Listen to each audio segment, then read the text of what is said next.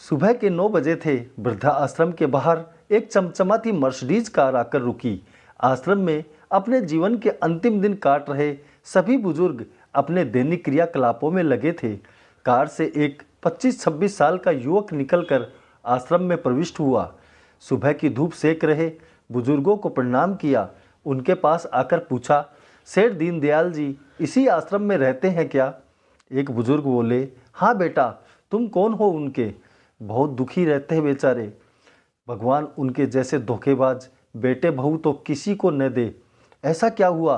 युवक ने चौंकते हुए पूछा। बुजुर्ग बोले, ज़्यादा तो कुछ नहीं पता। जब से आए हैं अक्सर चुप ही रहते हैं। बस इतना पता है, धोखे से उनसे जायदाद अपने नाम करवाकर अस्पताल में दिखाने के नाम से यहाँ छोड़ गए। कहीं सेठ जी वापस न पहुँच जाएं, ये सोचकर उनकी जेब में जो थोड़े बहुत पैसे थे वो भी निकाल कर ले गए। ओह माय गॉड, कहाँ है दद्दू? युवक ने दुखी स्वर में पूछा। बुजुर्ग बोले, आप सामने कार्यालय में संपर्क करो बेटा। नियमानुसार आप सीधे उनके पास नहीं जा सकते हो। कार्यालय में जाकर युवक ने आश्रम के केयर टेकर से संपर्क किया। युवक की रजिस्टर एंट्री करते समय केयर टेकर ने दीनदयाल जी से उसका संबंध पूछा तो युवक बोला, भक्त और भगवान के बीच जो संबंध होता है वही लिख दो। केयर टेकर युवक को अपने साथ आश्रम के पीछे की तरफ एक छोटे से बगीचे में ले गया। सामने 65-70 साल के एक बुजुर्ग पाइप से पेड़ों में पानी डाल रहे थे। केयर टेकर बोला, इनके आने के बाद हमारे बगीचे में नई बहार आ गई है। इनकी सुबह से शाम इसी बगीचे में होती है। सारे दिन पेड़ पौधों की सेवा ही इनका कर्म बन गया है। युवक आगे बढ़ा और जाकर सेठ जी के हाथ से पाइप पकड़ते हुए बोला, थोड़ा आराम कर लो दद्दू, पेड़ों को मैं सींच देता हूँ।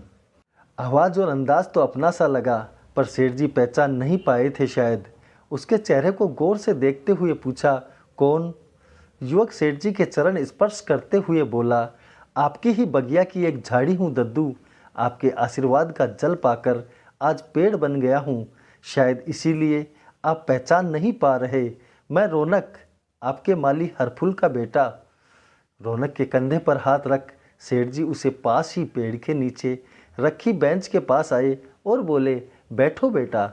लग तो रहा था कोई अपना है, पर अपनों से मिले धोखों से इतना डर गया हूँ, अब तो किसी को अपना कहते हुए भी डर लगता है।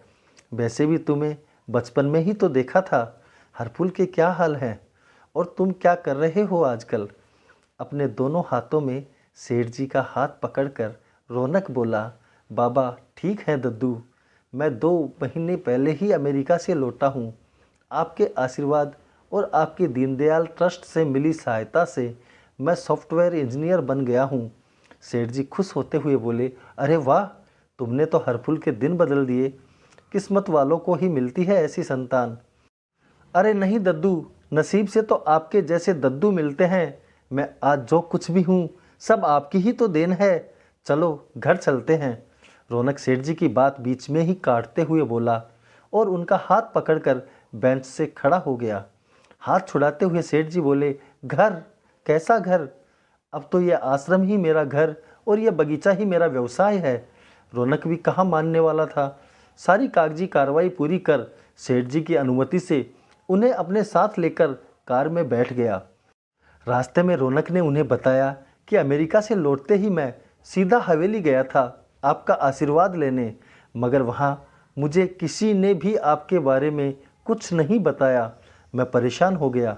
आपकी ट्रस्ट के कार्यालय पर गया तो वहाँ ताले लग गए थे। सामने एक दुकान से मुझे ट्रस्ट के पुराने मैनेजर श्याम जी का पता मिला। उनसे मिलने पर पता चला कि किस तरह आपके बेटे बहू ने आपके कैंसर होने की झूठी रिपोर्ट बनवाकर ऑपरेशन की फॉर्मेलिटी के नाम पर जायदाद के कागज़ साइन करवाए और फिर आपको अस्पताल में भर्ती करवाने के नाम पर वृद्ध आश्रम छोड़ गए। बातों ही बातों में दोनों एक आलीशान घर के सामने पहुंच गए। वहां काफ़ी लोग एकत्रित थे। बाहर बोर्ड लगा था, दीनदयाल अनुकंपा भवन। सेठ जी कुछ समझ पाते उससे पहले 2 महिला आई और कार के गेट से घर के मुख्य द्वार तक पुष्प बिछाने लगी। पुष्पों पर चलकर सेठ जी द्वार तक पहुँचे तो वहाँ एक सुंदर स्त्री ने उनकी आरती उतारी। स्वागत सत्कार के बाद रौनक उन्हें सामने की तरफ बने एक हॉल की तरफ ले गया, जहां बोर्ड लगा था सेठ दीनदयाल ट्रस्ट। एक लड़की थाली में कैंची लेकर आई। रौनक ने कैंची सेठ जी को थमाते हुए रिबन काटने का इशारा किया। रिबन कटते ही उपस्थित लोग सेठ दीनदयाल जी जिंदाबाद के नारे लगाने लगे। ये सब देख सेठ जी की आंखों से अश्रुधारा फूट पड़ी। तभी रौनक के पिता हरफूल ने सेठ जी को माला पहनाकर अंदर प्रवेश करने का आग्रह किया। सेठ जी बच्चों की तरह हरफूल से लिपटकर रोने लगे।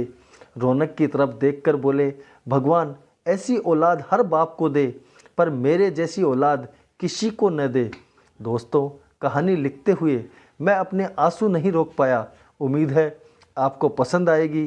कहानी पर अपने विचार कमेंट कर ज़रूर बताएं। लाइक और चैनल को सब्सक्राइब करने में कंजूसी न करें। मैं रोज़ सुबह 7 बजे आपके लिए ऐसी स्वलिखित कहानियाँ लेकर आता हूँ। धन्यवाद। जय हिंद, जय भारत।